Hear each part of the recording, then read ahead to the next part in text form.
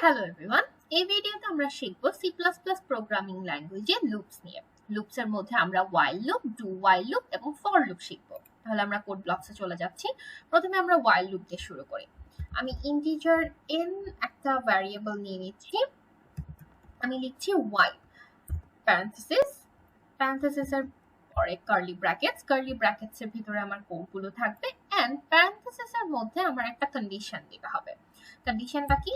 n আমার উপরে ফার্স্টে আমি n এর জন্য একটা নাম্বার ডিক্লেয়ার করে দিই। সাপোজ n এর জন্য আমি দিলাম 1 এন্ড আমার নিচে কন্ডিশন থাকলো n is less than or equal to আমার সাপোজ 9 পর্যন্ত চলবে। এন্ড while লুপের ভিতরে আমি সি আউট দিয়ে দিচ্ছি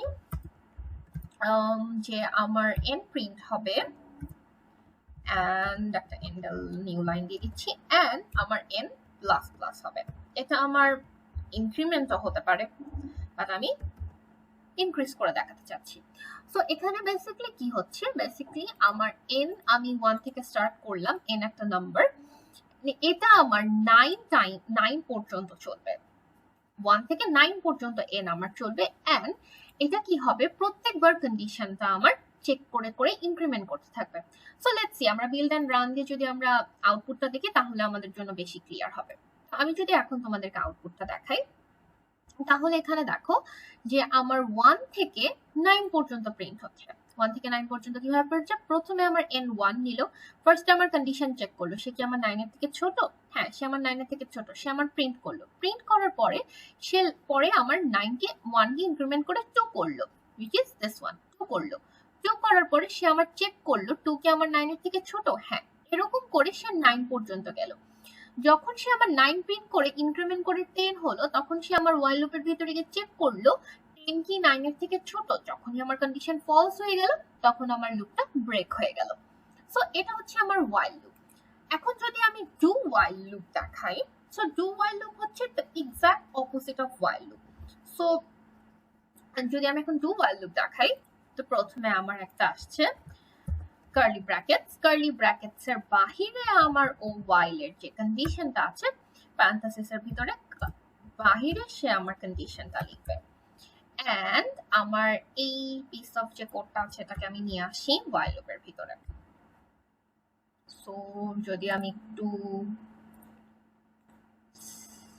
আমার ফরম্যাটটা ঠিক করি, ওকে, সো দ্যাটস হাউ। এখন আমি দেখতে চাচ্ছি যে এটা আমার এখন কিভাবে কাজ করে। সো ডু while লুপে যেটা হয়ে থাকে, ডু while লুপে এখানে আমার একটা কোলন হবে, ওকে, সেমিকোলন। সো ডু while লুপে থিংস ওয়ার্কস লাইক দ্যাট, যে ও ফার্স্টে আমার কন্ডিশন ফার্স্টে আমার চেক করে, ফার্স্টে চেক কর কন্ডিশন আগে না চেক করে ফার্স্টে এক্সিকিউট করে ফেলে। সো আমি যদি while লুপের এই কোডটাকে কমেন্ট আউট করে দেই, while লুপের এই কোডটাকে কমেন্ট আউট করে দিই, এখন আমি ডু while লুপকে রান দিয়ে দেখি কি হয়। ডু while লুপকে আমি রান দিয়ে দেখছি 1 থেকে 9 আসছে, বাট হোয়াট ইফ এখানে আমি 10 দেই? 10 দিলে তো আমার উপরের এই কোডটা কাজ করার কথা ছিল না, right? But do while loop আমার 10 কে কাজ করে দেখাবে। সি 10 কে কাজ করে দেখাচ্ছে কেন?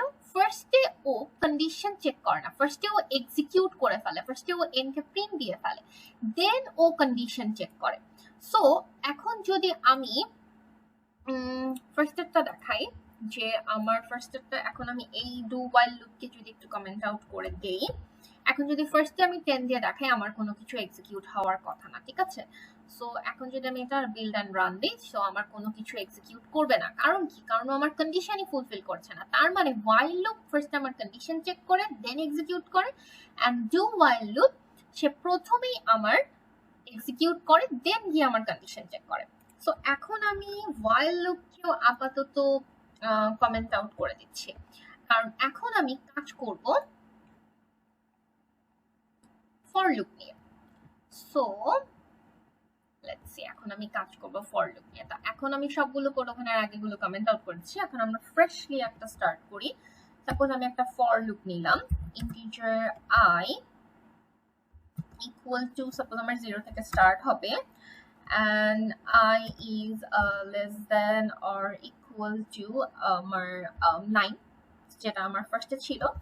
প্রত্যেকটা কন্ডিশনের পর পর আমাকে সেমিকোলন দিতে হবে। লাইক আমি ইনিশিয়াল ডিক্লেয়ার করে দিয়েছি আই হচ্ছে আমার 0 থেকে স্টার্ট হবে, দেন আমি কন্ডিশন দিচ্ছি যে ও আমার এতক্ষণ চলবে, দেন আমি এখন দিতে চাচ্ছি যে আমার আই ইনক্রিমেন্ট হবে। এটা আমার ডিক্রিমেন্টও হতে পারতো, মানে আমি ইনক্রিমেন্ট দেখাতে চাচ্ছি, ঠিক আছে। তো আমার আই ইনক্রিমেন্ট হবে, দেন আমার কার্লি ব্র্যাকেটস এর ভিতরে কন্ডিশনটা যাবে।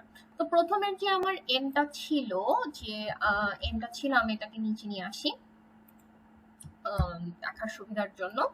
তো এনটাকে আমি দিয়ে দিলাম suppose just normal N K আমি ডিক্লেয়ার করে দিলাম।